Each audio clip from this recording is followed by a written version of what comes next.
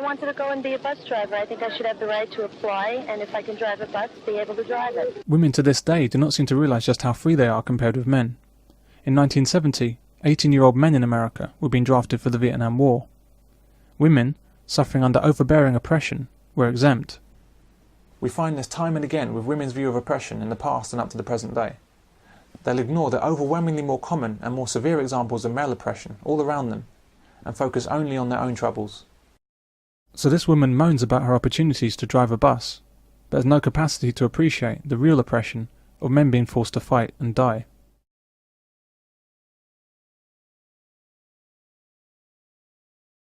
In today's world, business sees even more money to be made from the stupidity of women.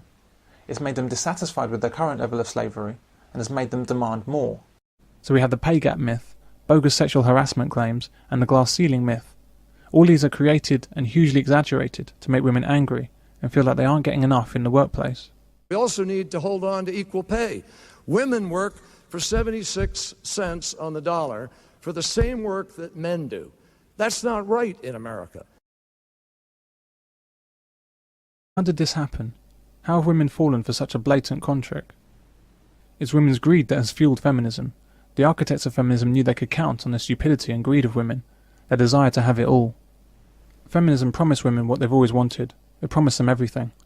It promised freedom and choice and happiness, but it's delivered none of it. But it was easy to see from the start that it could never deliver what women wanted.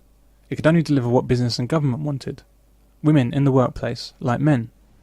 Humanity needed strength and wisdom in women to fight off the siren song of feminism. It was up to women to see through the charade. It wasn't a fight that men could take on. No one could force women to abandon the needs of family and go to work. Not government, not business, not anyone. It was up to women to reject feminism, or have it take over all of our lives. Unfortunately, women chose not to fight it, but instead embraced it. Through feminism, women truly believed that they could have it all. Like children in a toy shop, they thought feminism was giving them all these new goodies, new rights, new powers, new freedoms, new opportunity, when in fact, all they were getting were chains. How can it be possible for something that's not good for society to be pushed by radical feminists? It all kicked off in the 70s with the Equal Opportunities Commission. What you had there was a commission set up which was designed, although it said it was equality for all, it was designed really to enable women to achieve equality. I had a person say to me, a solicitor said to me about 3 or 4 years ago that women can really organise themselves well, and I said no, they're not any more better organised than men.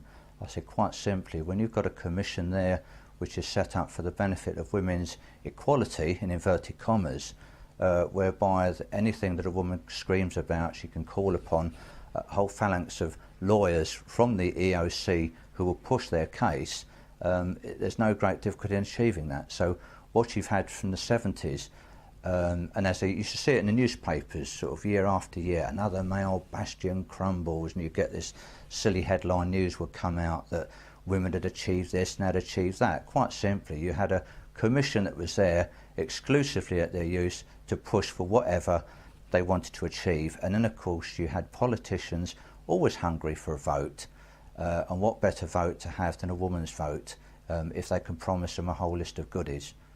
I mean, the Labour Party, if you think about it now, because of the benefits that they pushed in the way of single mothers, have got the single mother vote in their pocket. It keeps them in power.